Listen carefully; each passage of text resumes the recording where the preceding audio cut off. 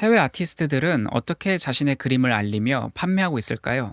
제가 찾은 아티스트 4명이 있습니다. 이들의 공통점은 바로 홈페이지였습니다. 오늘 영상에서는 해외 아티스트들의 홈페이지를 둘러보며 어떻게 포트폴리오를 만들고 어떻게 자신을 소개하며 어떻게 작품을 보여주며 판매하고 있는지 알아보도록 하겠습니다. 안녕하세요. 한붓갤러리의 준로거입니다.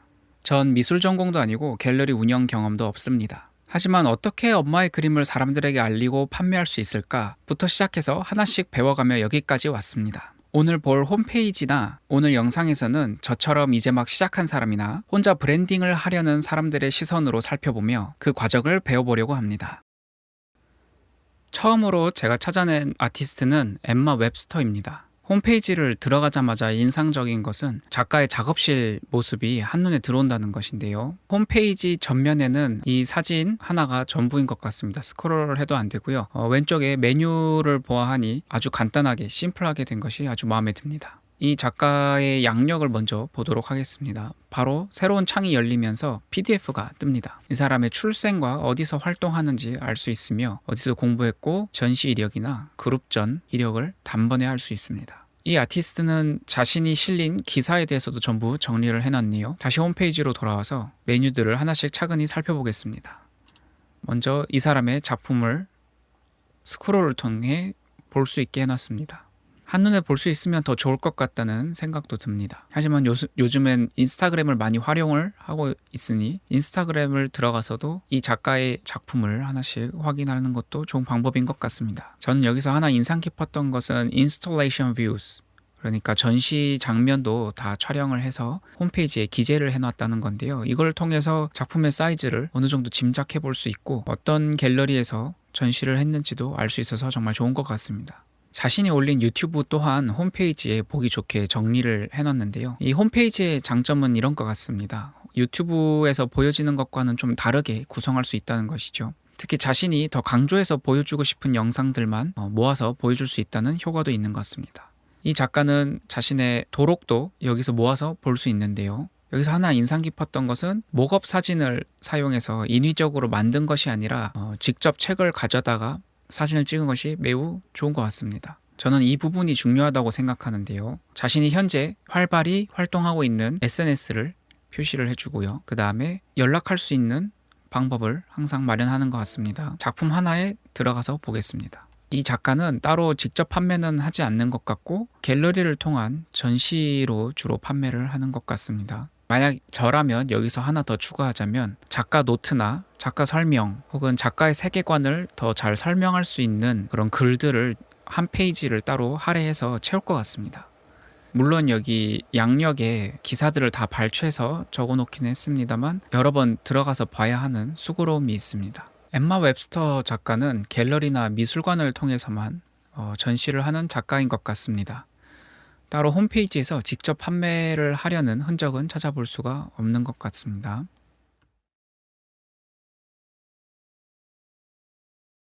두 번째로 살펴볼 홈페이지는 스테파니 데슈판디의 홈페이지입니다. 이 작가 역시 홈페이지에 들어가자마자 작가의 작품을 전면에 크게 볼 수 있는데요. 이 작가의 홈페이지에서 아까랑 다른 점이 있다면 신디 맥밀런 이런 사람의 비평 문구가 하나 들어가 있는 것을 확인할 수 있습니다. 이 홈페이지에서 눈여겨볼 점은 옆에 메뉴가 훨씬 많다는 건데요. 한편으로는 메뉴가 너무 많은 것도 조금 보는데 방해가 되지 않나 싶은 생각도 가볍게 듭니다. 이거를 카테고리를 큰 거를 하나 더 만들어서 하위 항목에 넣는 것도 좋을 것 같습니다. 이 작가 역시 자신을 설명하는 자기소개서를 아주 정도 있게 적은 모습을 볼 수 있습니다. 이력을 정말 꼼꼼하게 빠짐없이 다 적어놨네요.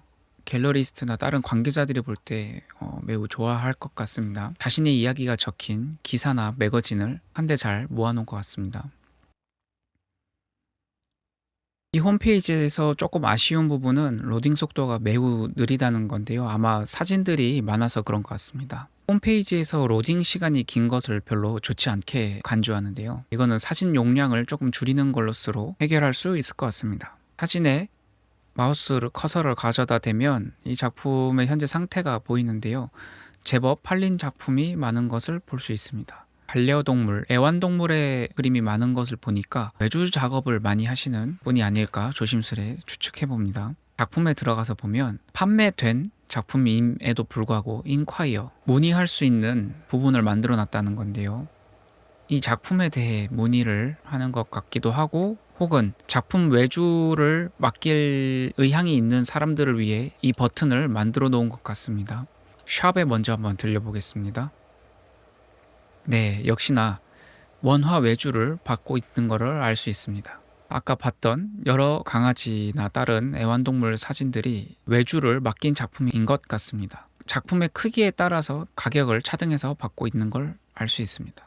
원화 외주를 받을 계획이 있는 작가들 같은 경우에는 이런 홈페이지도 참고해보면 참 좋을 것 같다는 생각이 듭니다. 처음에 샵을 들어가서 보시면 Pet Portrait Painting 4-Day Workshop 강의를 판매하는 것 같고요.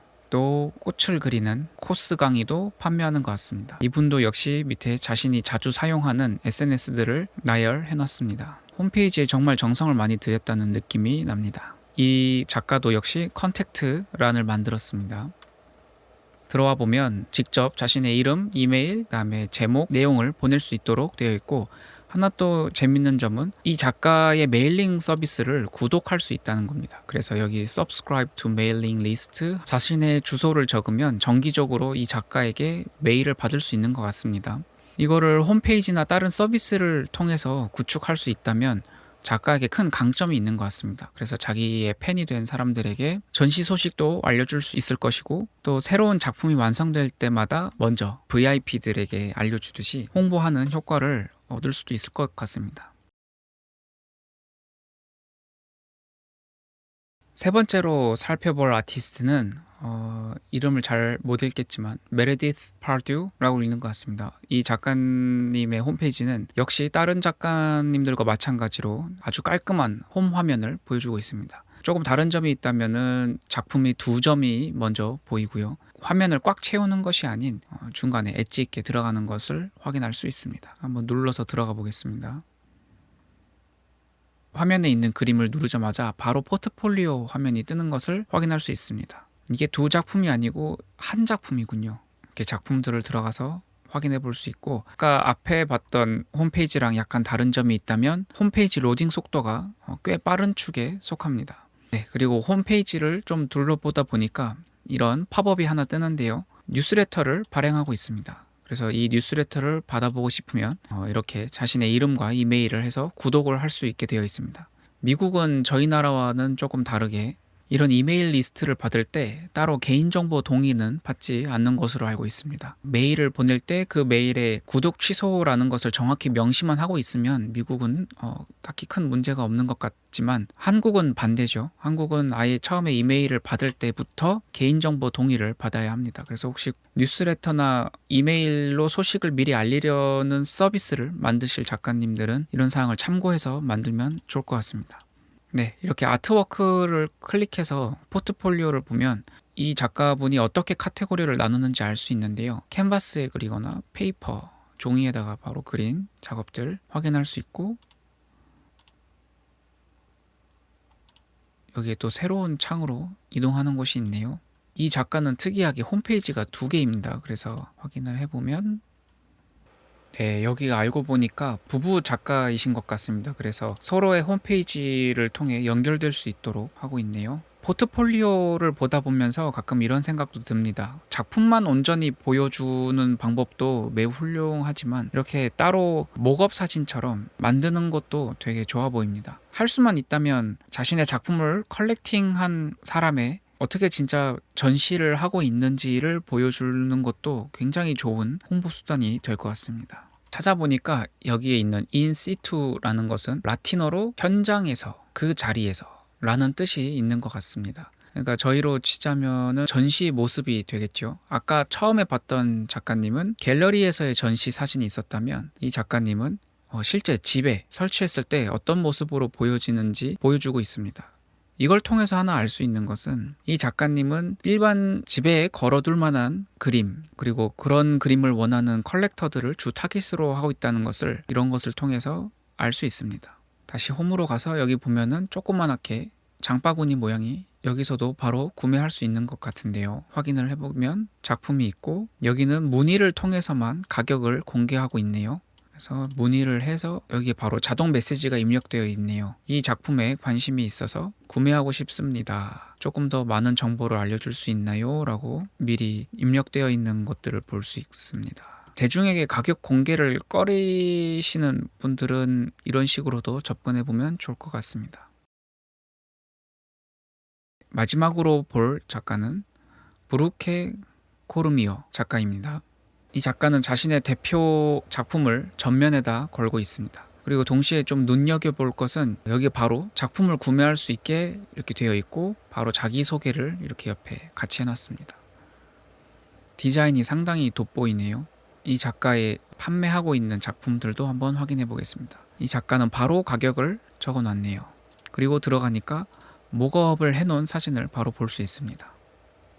재밌는 것은 이 작가는 원화를 먼저 그리고 그 다음에 프린팅을 해서 페이퍼 혹은 캔버스에 프린팅을 해서 판매를 하고 있습니다. 이게 캔버스 버전이고 이게 프린팅된 액자 버전이네요. 그 다음에 구매할 수 있는 카드를 다양하게 구비를 이미 해놨습니다. 아마 우커머스 시스템을 이용하고 있는 것 같아요.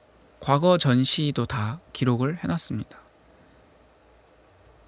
이 작가에 대한 설명을 한번 보도록 하겠습니다. 짧은 소개가 있고요.